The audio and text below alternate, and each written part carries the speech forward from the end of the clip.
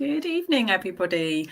Tonight we're joined by Penny Albertella from Bay Therapy Hypnotherapy, and she's going to be talking to us about all things to do with hypnotherapy and sports, and how you can implement it to improve your sports and find out a little bit more about that. So we've got a few questions that have come in from you guys, and I'm going to bring Penny in now so we can have a chat. There she is. Hopefully it's working. Hello, Hi, Penny. Hi.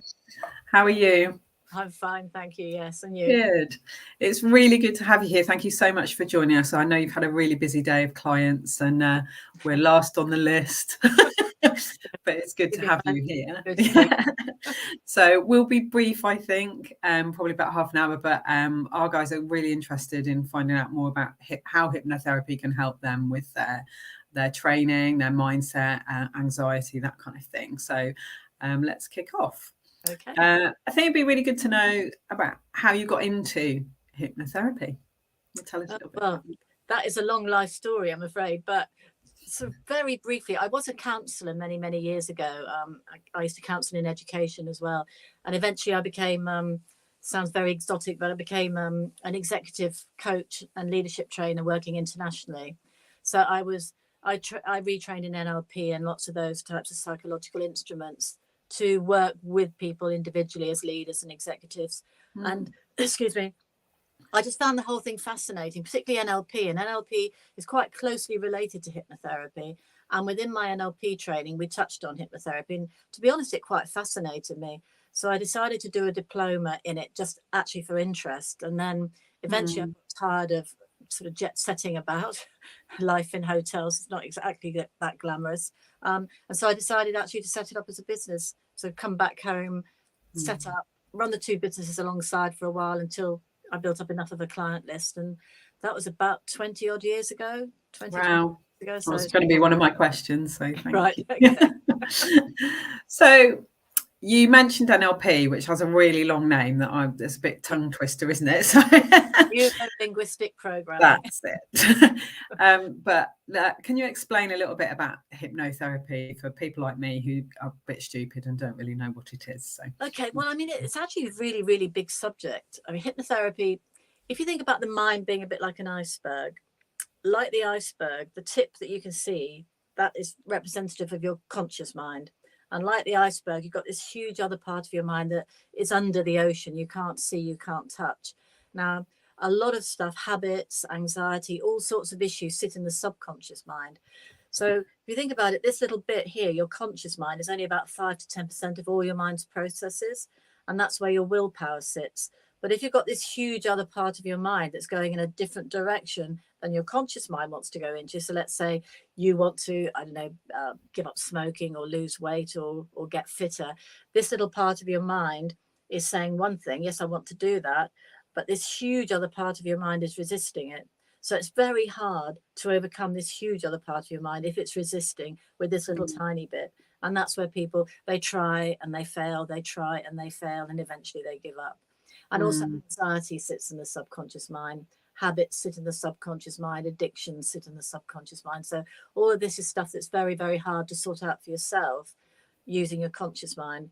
And that's where hypnotherapy comes in, because I work directly with people's subconscious mind. So we can make changes within their subconscious mind. And once the changes have been made there, it's straightforward. Because if they're resisting, if you imagine it's like a tug of war with this little bit, trying to pull this huge bit and it's not happening. But once both parts of the mind want to go in the same direction, it's just so easy. It's like no willpower required. So does it work on everyone, do you think, or have you? Yeah, it does. I mean, there are various caveats to that. It can work for absolutely everybody. The first one is you have to want it. Sometimes people come to me and think hypnotherapy will be like a magic wand that will make me want it. It won't do that.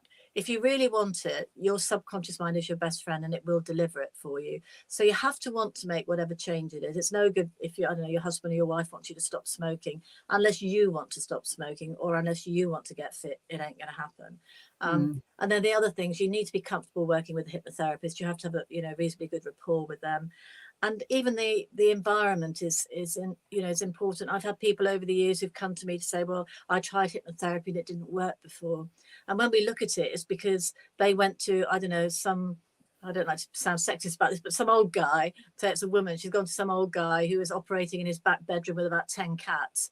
There is just no way on earth her subconscious mind is going to switch off enough to relax. So environment is important.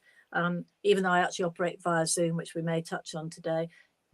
Environment is important, the rapport with the hypnotherapist is important, and you need to want it. If those things are in place, it will work for you.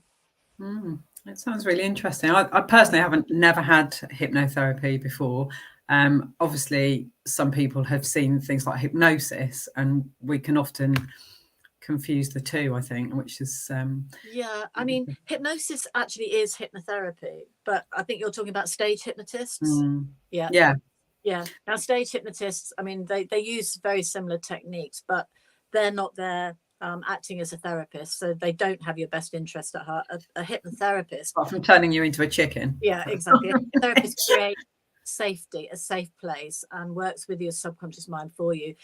Stage hypnotists are really skilled. They don't just get anybody up on that stage. They will invite people into mini trances, their audience, and they will actually do various processes that very cleverly sift their audience until eventually the people who end up on stage are both at a conscious level and a subconscious level quite happy to make complete dicks of themselves. They wouldn't end up with anybody up there that didn't want to do it, because it just okay. That's for entertainment purposes, which I mean, it's fascinating to watch, but I worry about it because it can unleash things that maybe it shouldn't do. So it's usually with students as well, isn't it?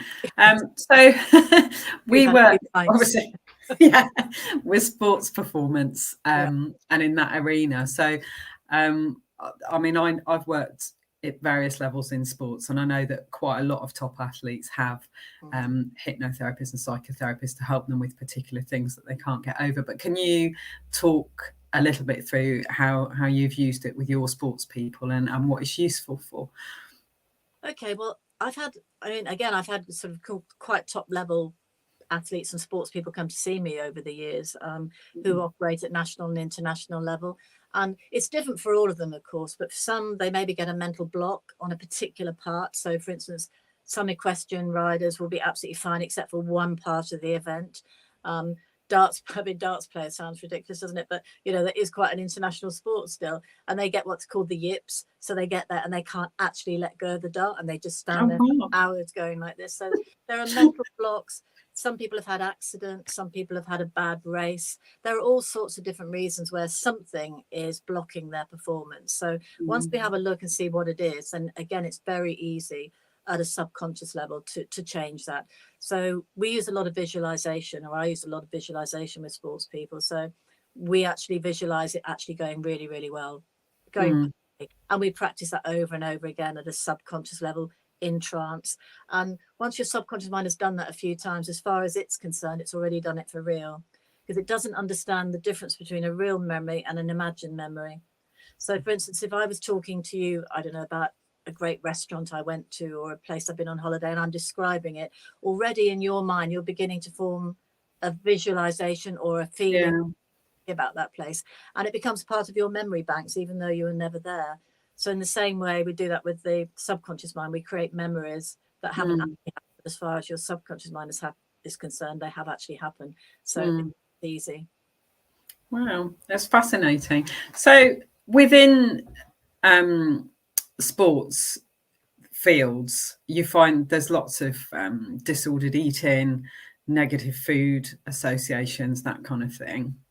Can you tell me how it can help with overcoming some of these issues? Because I think particularly with social media now, you're finding more and more there's always somebody telling you should be having this new diet or this new thing, and they don't always work for everybody, but it can pile on the anxiety, can't it? So I mean, it's such a broad subject, to be honest. I'm a clinical hypnotherapist and an analytical hypnotherapist.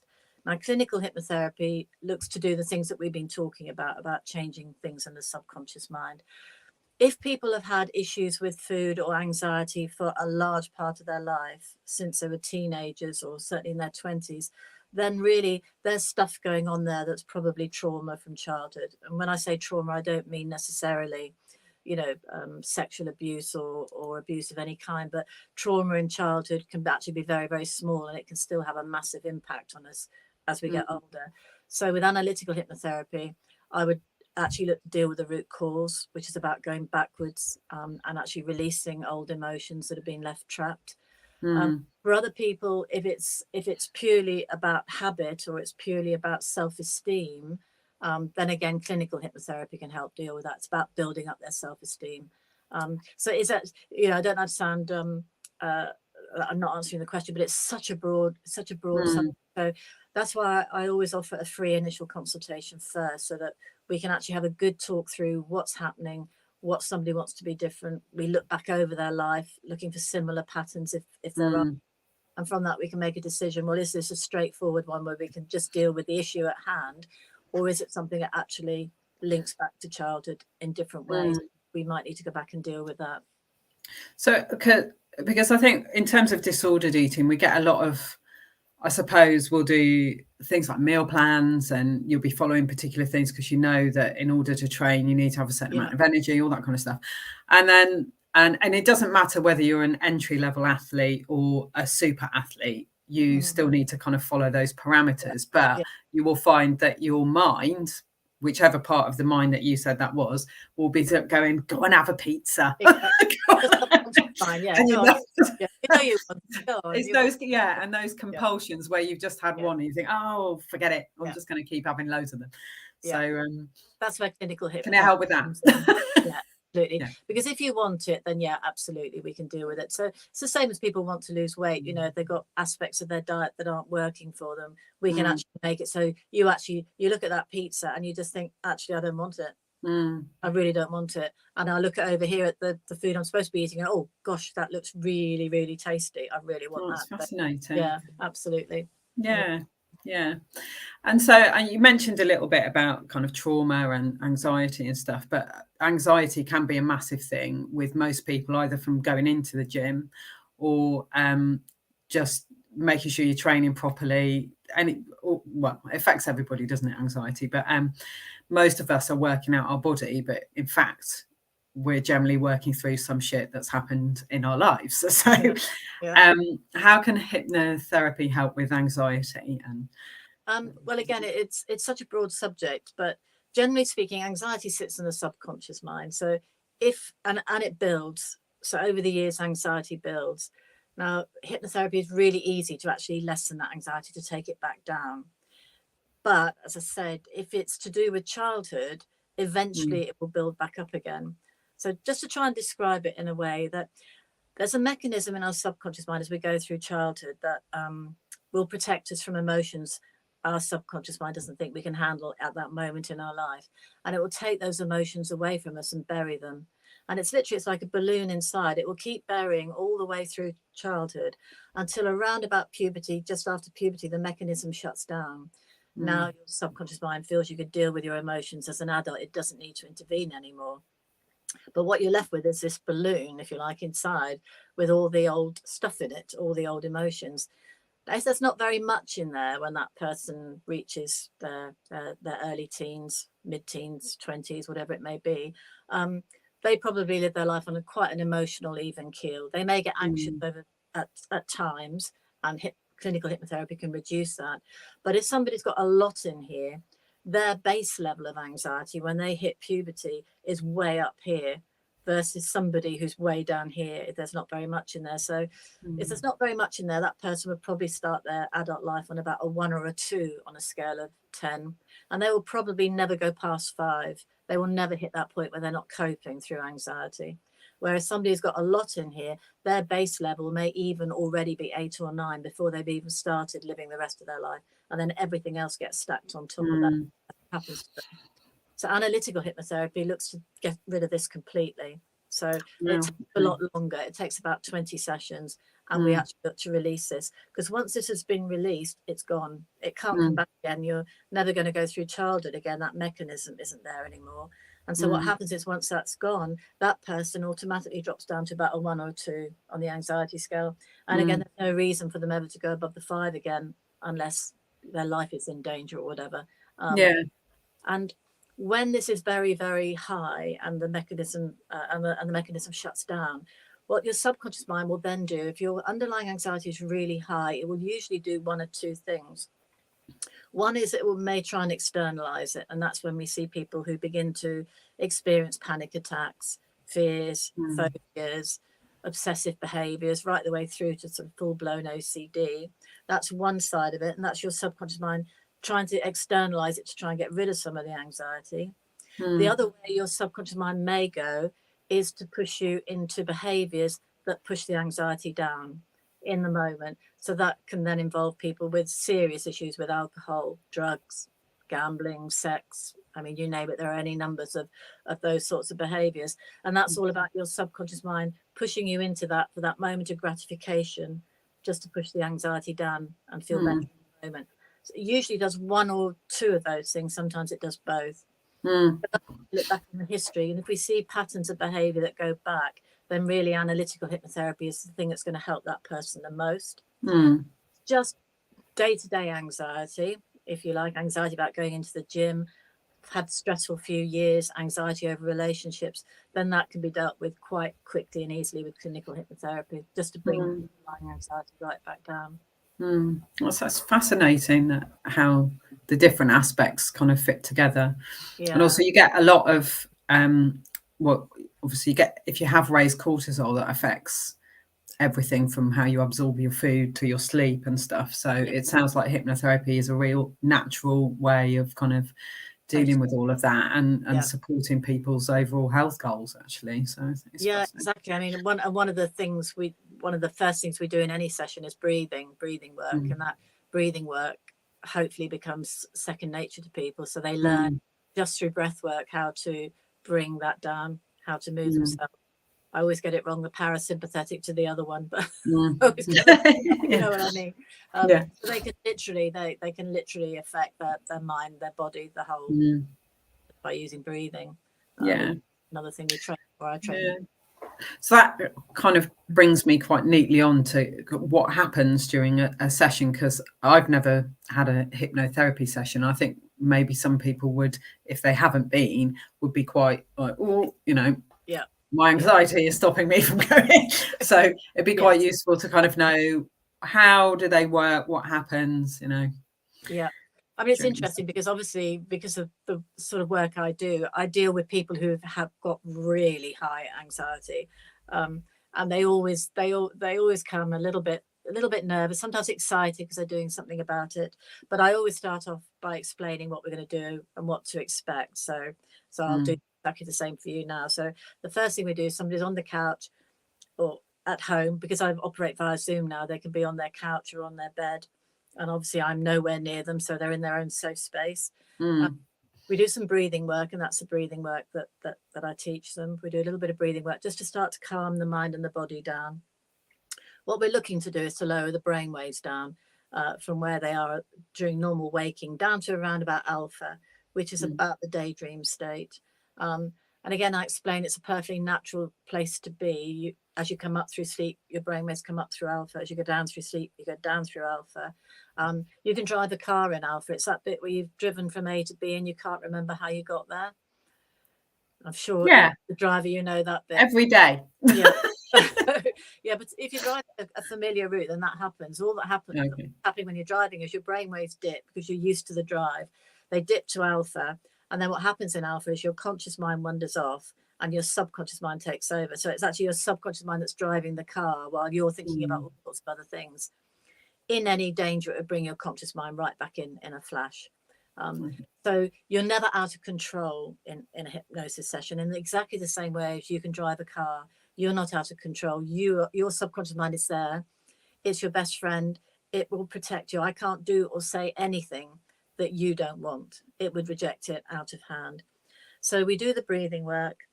I get you to relax very, very slowly from your head down to your toe. And it is really, really, really slow. Then we do some mental visualization. And it doesn't actually matter whether you can visualize it or not, but that's quite a long subject, which I normally go into with people, because only about 60% of the population are visual. So they do worry if they think they've got to try and imagine something. So we do the mental visualization, and all of that's enough to lower the brain mass down to about alpha. And then when they're there, that's when I can start working with their subconscious mind. Oh, wow. As I say, though, if I did or said anything they didn't like, they would either get up and leave, or their subconscious mind would just reject it anyway. The session's really, really relaxing, really relaxing. So there's massive benefits come out of doing it anyway, let alone, what you're actually coming for. They are very, very relaxing. They go very, very quickly, because when you're in alpha, you get time distortion. So okay. you might be there for 45 minutes, but it will feel like 5 or 10. So they feel quick. It's not boring. There's no homework. All I do is, there's homework in as much as I give people recordings to listen to in between sessions. But apart from listening to the recording, they don't have to do anything else. Their subconscious mind will be doing everything for them.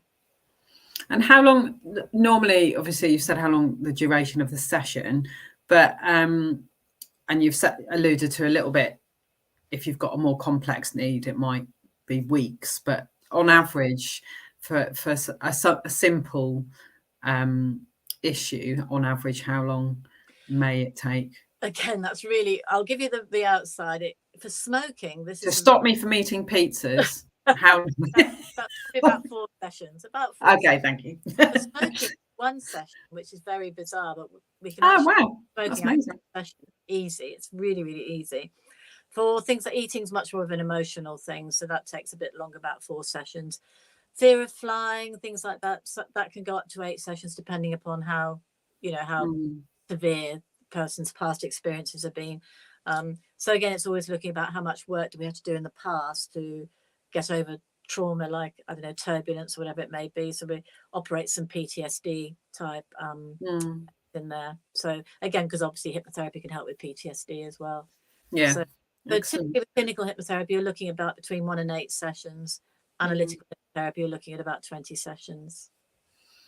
And there's lots of stuff in the media at the moment, isn't there, about menopause and perimenopause and stuff, but you'd also spoken about things that happen prior to adolescence, and then obviously it's kind of like a second adolescence, we like to say, for some people, coming up to perimenopause and menopause. But there's obviously a lot of things that are thrown up for people during that time. So are you able to work? Is it good for women that might be going through perimenopause and menopause and having anxiety and symptoms that they maybe haven't had since they were young?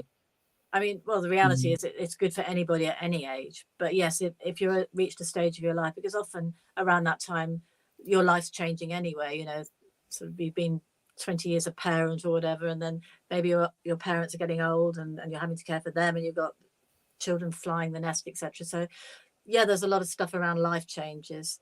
So I'll see people with bereavement as well, who've been bereaved. You can't you can't change the life circumstances, but you can help people, put them in a better place to deal with it. Yeah.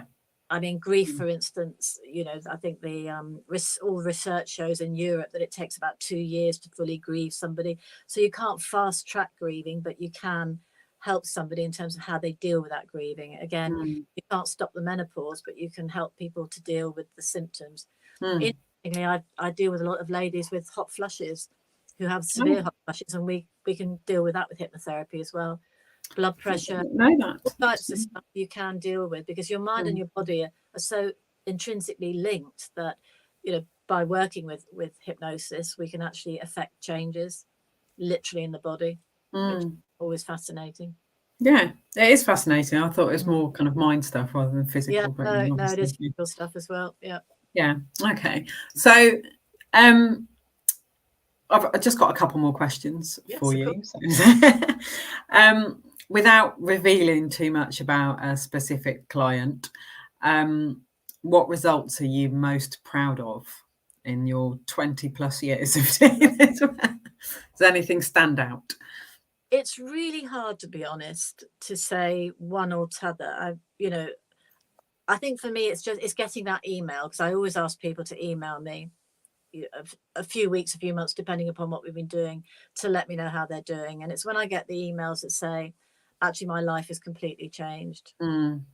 Everything's changed. I feel so much better, because often when you do this, it affects other parts of your life as well. So you don't just get the benefits from the bit you were coming for, you get so many other benefits as well. So I think it's just generally that my life has changed. Email, which I love getting, and also working with children. When I work with children, to find again that suddenly, so for instance, I might work with a child with ADHD, and then the parent comes back to me to say that their particular person in the classroom assistant that's been assigned to them, says, my God, they've changed so much, and they can do this now, they can do that now. So I think it's those are the ones that stand out for me. That's lovely. And some of those testimonials are on your website, aren't they? I was having a little look at them. So, yeah, that's lovely. Okay, so there's lots of people that in jobs that we would perceive to be successful roles, and they use hypnotherapy. I think I alluded to that a little bit earlier. What range of roles do you see clients coming from? To be honest, every walk of life, literally everything. Does anything dominate more than others, do you think? Or no, to be honest, not. I really don't think so. I suppose I get quite a lot of business owners come through, because obviously they have particular stresses and strains going on. But no, actually, I think I get probably slightly more women than men. But again, I get a lot of men as well. Sports tends to be split between the two. But no, in terms of sort of demographics, in terms of work, no, they come from every single. I've even had a Thatcher once, I think, which was interesting. So I've had excellent. That's brilliant. Thank you, Penny. I've come to the end of my questions now, and you've given a really good overview of what hypnotherapy is and how you can help specifically with the different aspects of sporting life, but also it sounds like everything. So it sounds like a really valuable way to use your time if you were thinking of any kind of therapy, I think. So thank you very much. Absolutely.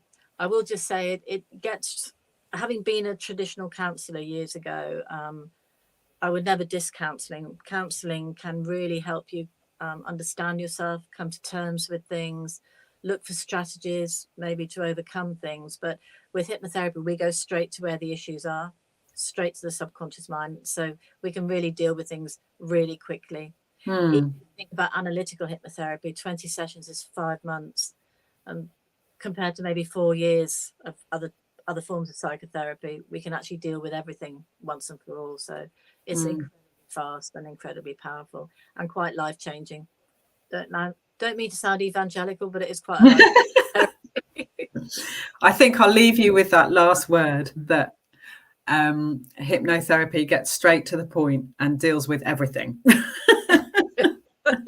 Yes, in a nutshell. It's just like that beer that gets straight to the parts other therapies can't reach. Yeah, I like that quote.